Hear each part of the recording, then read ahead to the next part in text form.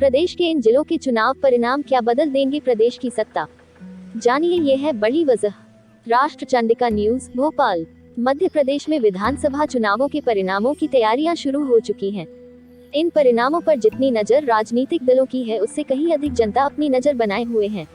पिछले विधानसभा चुनाव की बात करें तो कई ऐसे जिले थे जहां बीजेपी और कांग्रेस के पक्ष में एक तरफा परिणाम सामने आए थे।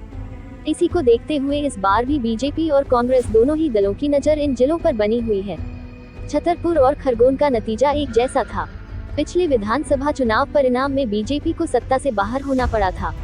इसमें छतरपुर जिले का परिणाम ऐसा रहा था कि यहां मंत्रियों तक को चुनाव हारना पड़ा था। यहां से छतरपुर, बड़ामलहरा, राजनगर, महाराजपुर पर कांग्रेस ने कब्जा किया था, तो वहीं बीजेपी को महज एक सीट चंदला से संतुष्ट होना पड़ा था। इसके अलावा बिजावर सीट पर समाजवादी पार्टी ने जीत दर्ज की थी। खरगोन जिले की 6 में से 5 सीटें कांग्रेस ने तो एक पर कांग्रेस के बागी केदार डाबर निर्दलीय चुनाव लड़कर जीते थे।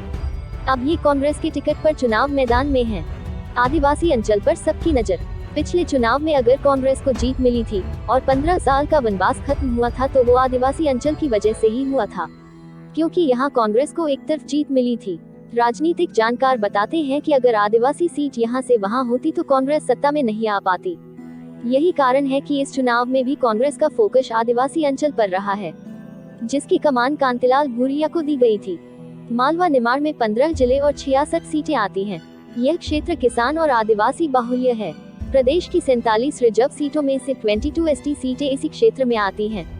इस बार के चुनाव में इस क्षेत्र में करीब 79% वोटिंग हुई है। पिछले चुनाव में कांग्रेस ने यहां 66 सीटों में से 35 सीटों पर विजय हासिल की थी।